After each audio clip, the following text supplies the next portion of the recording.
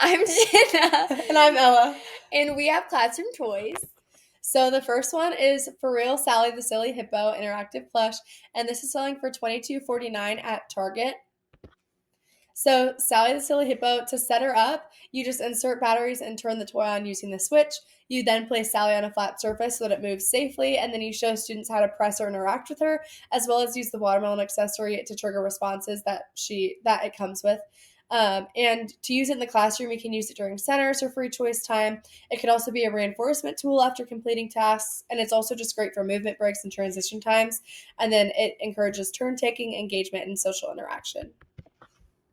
For how she supports disabilities. So for ASD, it helps with predictable movements and sounds to support the routines.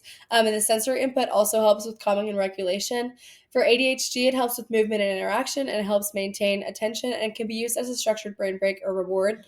For speech and language delays, it encourages communication and promotes interaction with peers and teachers.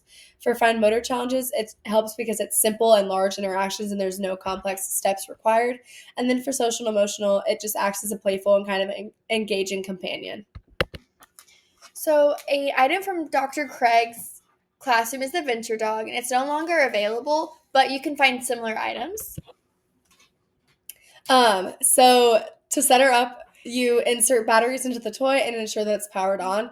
You connect the big red switch or adaptive switch to the toy or adapter. The big red switch is what we have in the classroom. And you place the switch within easy reach for the student, and then you'll model how to press the switch and activate the dog. And this can be used during centers or free time. And it can also be part of a reward system or reinforcement activity. And then it supports turn taking and social interaction, and it also just encourages students to actively participate rather than passively observe. So, there are many disabilities supported by this toy. You have physical disabilities, that's because it's a big red large button that you don't need fine motor skills to use, and it can promote independence and control over the environment. For ASD, it's predictable responses support routine and comfort, and sensory input helps with regulation and focus. For ADHD, it provides movement and stimulation to support attention and can be used as structured brain break or reward. And then for speech language delays, it encourages communication, supports cause and effect understanding. And for general classroom use, it encourages inclusion and participation for all types of learners. And then another toy that we found would be the Fisher Price Kinderbot, and it's about $159 on eBay. But this robot, you insert the batteries to turn the robot on, and then you choose a play mode, and then it uses this color-coded buttons to program the movements, and you press start to watch the robot follow the sequence.